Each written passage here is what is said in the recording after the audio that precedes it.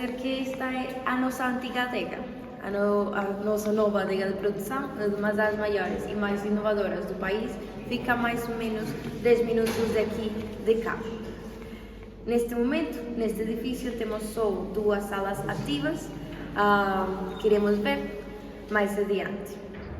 Bom dia. Com os vinhos. Este edifício é um edifício do século XVI que servia como casa de repouso para os padres jesuítas.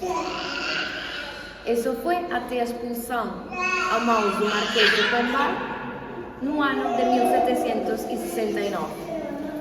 O Marquês de Pombal, sai às ordens religiosas e fica com este edifício e com alguns outros ao longo do país. Devido ao potencial que tem aqui a região, o que ele faz com este edifício é um lagar comunitário onde as pessoas podem trazer a produção de uvas e produzir aqui o vinho em troca de uma remuneração econômica. Isto foi assim até no ano de 1869. Estes edifícios entram em subasta pública e, nomeadamente, este é adquirido por uma família muito poderosa da época, que é a família Eugênio de Almeida. Esta família é de Lisboa e era de engenheiros agrônomos e agropecuários. Quando eles adquirem este edifício e alguns outros aqui na cidade, eles trasladam-se para cá e começam a morar cá, desenvolver projetos nas áreas da agricultura. Até o último descendente, que foi o Sr. Vasco Maria Eugênio de Almeida. O Sr. Vasco Maria, ele casou, mas infelizmente nunca teve filhos. E o que ele decidiu, de uma forma muito filantrópica, foi, já que tinha um patrimônio acumulado da família, o que ele tentou fazer foi retornar à população aquilo que eles tinham recebido aqui. Então, o que ele faz é criar a Fundação Eugênio de Almeida no ano de 1963. Desde este ano e até os dias de hoje, a Fundação tem desenvolvido muitos projetos nas áreas sociais, culturais, educativas e espirituais. Nomeadamente, por exemplo, nós damos bolsas de estudo para os estudantes da Universidade de Évora, seja por mérito ou sociais. Participamos, por exemplo, na Sopa do Pobre, que é um projeto que financia refeições diárias para as pessoas que não conseguem pagar uma refeição. Fazemos exposições de arte, concertos, se impulsam novos talentos. Temos também o Centro de Inovação Social, com uma das maiores incubadoras de inovação social do país, onde os empreendedores podem trazer os projetos e vão ter disponível um banco de voluntários dispostos a pôr aquele projeto em marcha. Agora, esta é uma das 2 salas que estão ativas. Estes são os únicos túneis que temos aqui da Fundação, são 28 túneis, os maiores são de 5.000 litros, os mais pequenos são de 3.000 litros. Aqui fazemos estágios monovarietais, só uma casta por túnel. Ainda não está o blend feito. Fazemos isto desta forma para controlar ao máximo a qualidade dos estágios. E só temos 2 castas cá, que são Trincadeira e Aragonês. Estas 2 castas dão origem a 2 dos nossos vinhos, Cartucha Colheita e Peramar. O blend ainda não está feito. Depois, quando o estágio está pronto, iremos transportá-lo em caminhões para a nossa adega de produção. Ali iremos fazer o blend e o engarrafamento dos vinhos. Se vocês repararem, mais ou menos quase todos os vinhos portugueses são blend. Isto é porque Portugal, por densidade de metro quadrado, é o país que tem mais castas. Tem cerca de umas 250 castas. O único país que supera este número é a Itália, que tem cerca de umas 300. Mas a Itália, em proporção territorial, é muito maior. Então, os vinhos portugueses quase sempre vão ser blend para aproveitar ao máximo este. Nomeadamente os nossos, temos um 95% que são blend e só uns 5% são monovarietal. Peço desculpa.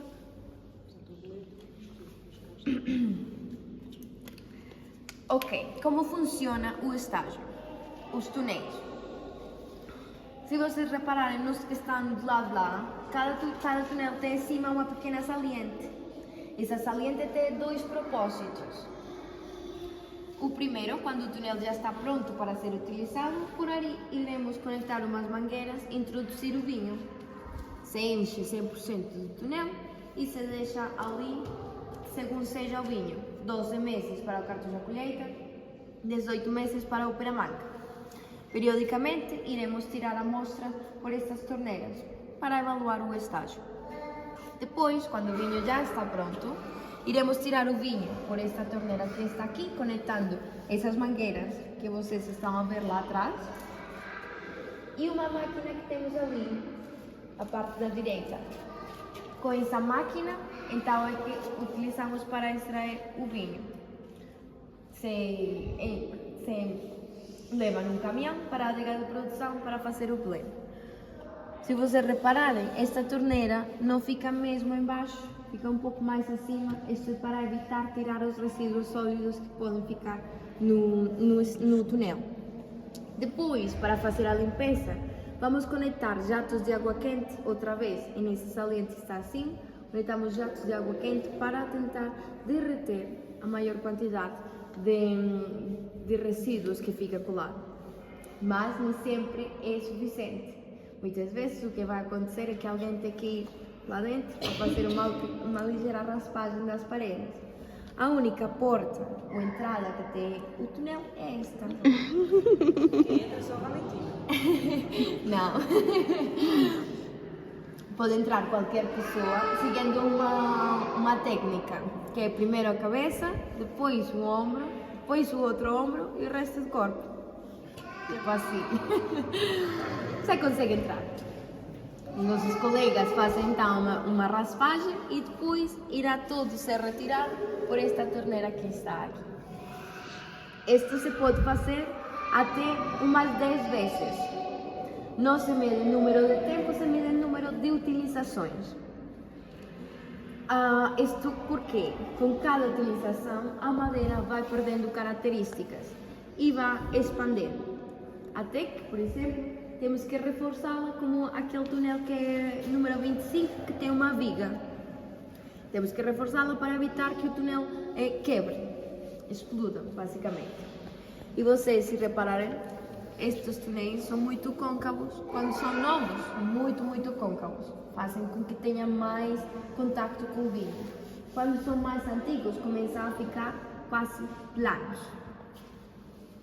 Então, depois é posto como conhecemos hoje em dia, com a marca e a receita hoje em dia, mais ou menos nos anos de 1900, pela Casa Agrária Soares. Eles criam a marca, patentam a receita do vinho e começam com a produção do peramanca.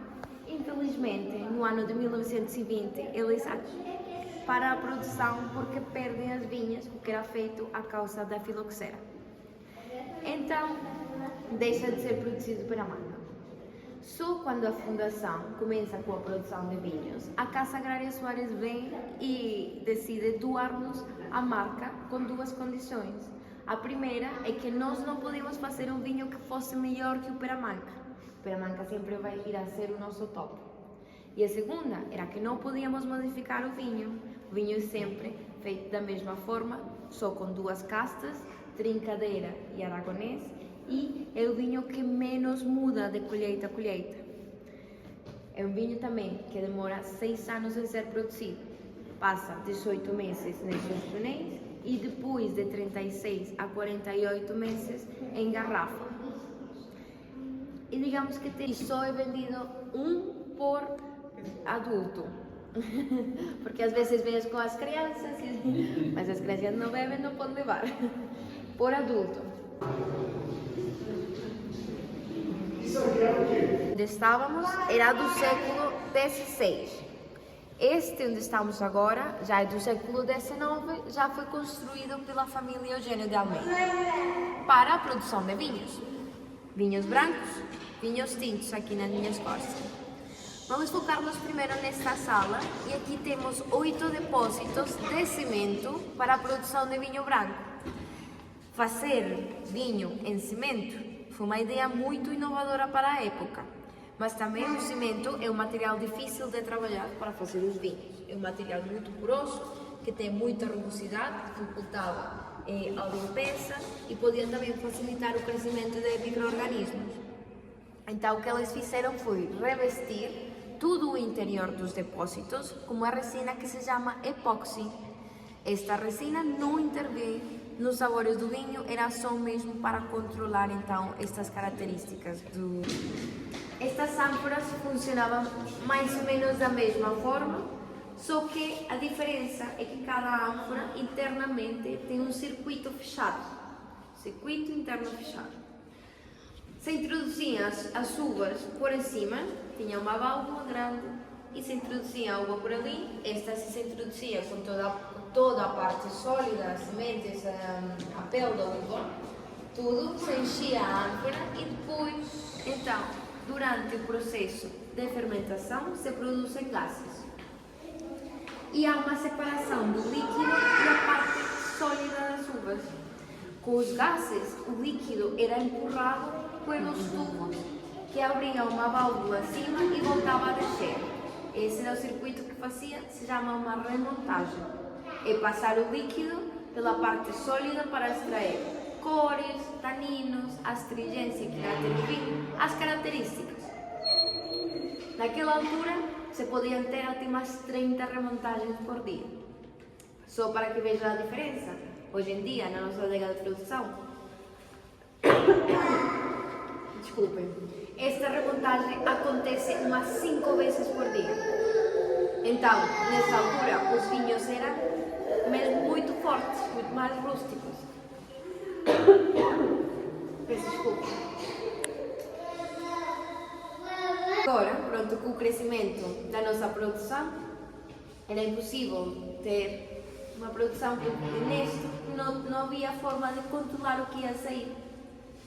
Hoje em dia, então, fazemos tudo na nossa adega de produção, utilizamos inox, balseiros de madeira para fazer as fermentações e os estágios dos outros vinhos. Aqui. O primeiro choro enganador, que parece tristeza, mas que é alegria. A alegria de um novo início. Este amor enraizado e bem nutrido em Vasco Maria Eugênio de Almeida, fundador da Fundação Eugênio de Almeida, desde sempre protegeu os outros e a sua terra, Évora. E como nenhum bom vinho nasce de uma videira sem coração, nenhuma obra do homem nasce e permanece sem que o homem seja esquecido, se não houver visão, personalidade, seriedade e querer pelos outros. Tudo cresce ao ritmo do tempo, com o equilíbrio que só os grandes homens e a natureza conhecem, folha a folha, projeto a projeto, uva a uva.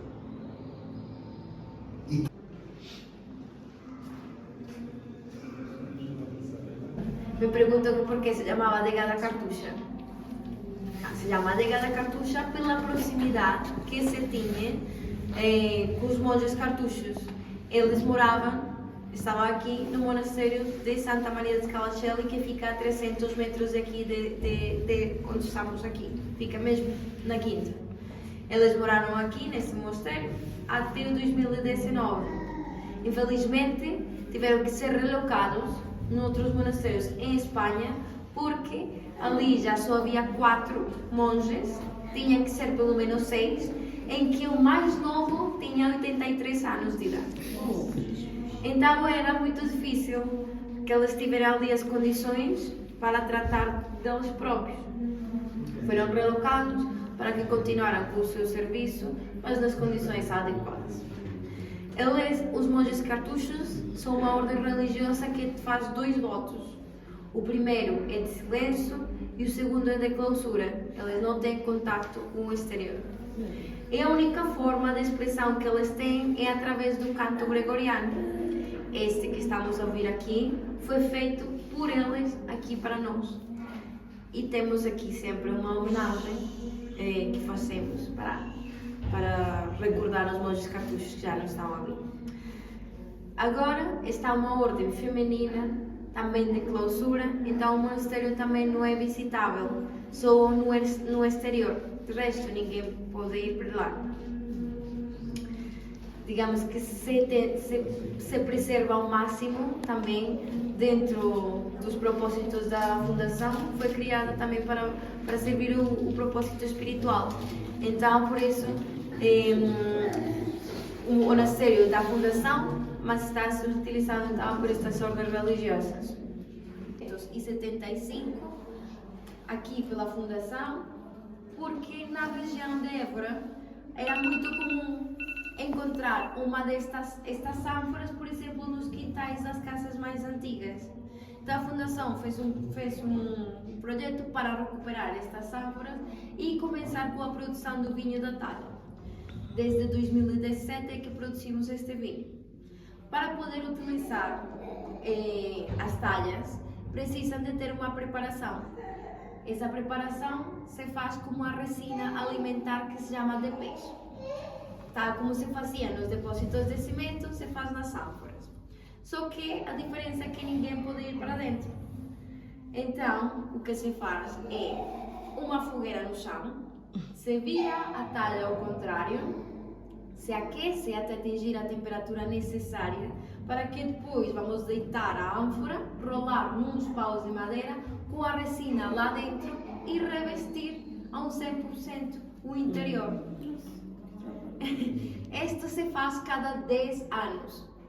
A última vez que foi feito foi no 2017 e irá ser feito novamente então daqui a 2027. Isto é a preparação das talhas. Sejam bem-vindos ao cofre. Aqui estão as produções de cada vinho já produzido aqui, todas as edições do Pernambuco. Você tem aqui.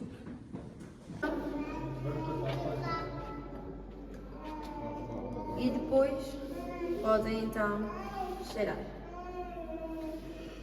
Podem fazer a experiência, depois podem descartar aqui ou podem levar consigo. Tentem primeiro ver o que é que eles lembram, aquele aroma. E depois confirmam com o painel. Okay?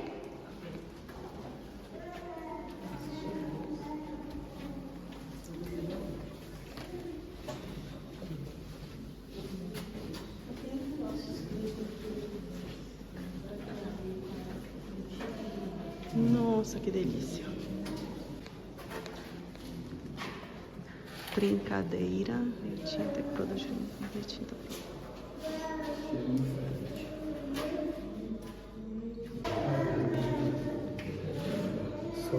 Então,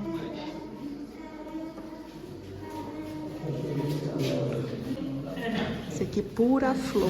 Pura flor. Delicioso, parece um perfume. Castelão, mais conhecida como periquita, uma das castas mais plantadas em Portugal.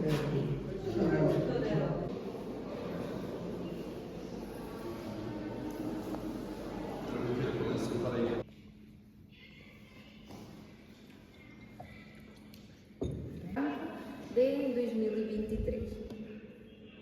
Este cartucho branco é um blend de 3 castas diferentes, típicas aqui da região do Alentejo. Temos o roupeiro, Antão Vaz e Arinto. O roupeiro e o Antão Vaz foi 2 castas que vieram ali no corredor dos aromas, as 2 brancas que tivemos lá. Este vinho tem um teor alcoólico de 13%, é um vinho branco de meio cor. Para avaliar uma cor de um vinho branco, o que vamos fazer é, por exemplo, entre mais clara. Botam uma lápis de vinho, depois quando